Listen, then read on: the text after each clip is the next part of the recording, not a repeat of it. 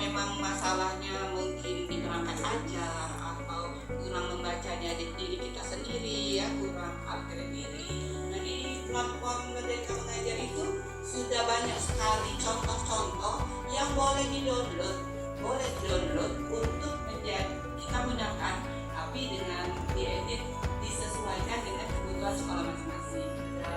Biasalah explore ya, itu hanya penguatan saja di sini. Nah, bagi yang belum cakepnya bagaimana, tapi cara dia mengajar yang membuat kita itu nyaman ya. Ada nggak Bapak Ibu dulu ketemu dengan guru yang seperti itu?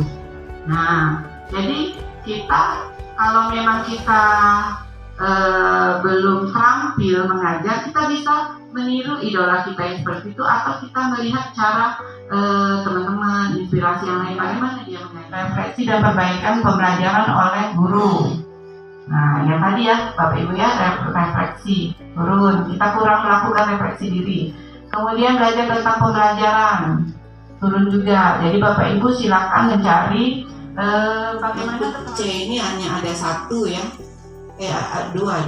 Nah, partisipasi dalam platform Merdeka Mengajar. Jadi Bapak Ibu selain mengikuti non PMM, ulik saja PMM itu ya. Nah, kemudian ini yang ya, menggabungkan pelatihan lainnya, menggabungkan pelatihan bidang studi pedagogis. Oh ya, dukungan psikologis naik juga, naik ya. Kemudian apa lagi? Ternyata dengan saya menggunakan metode ini berarti naik, berarti bisa dipakai lagi metode itu untuk selanjutnya. Kemudian apa ini? Ya, kepemimpinan instruksional, visi misi dan sebagainya. Kemudian silakan saja yang keenam, iklim kesetaraan gender sedang ya. Jadi kita tidak membedakan mana laki-laki, mana perempuan.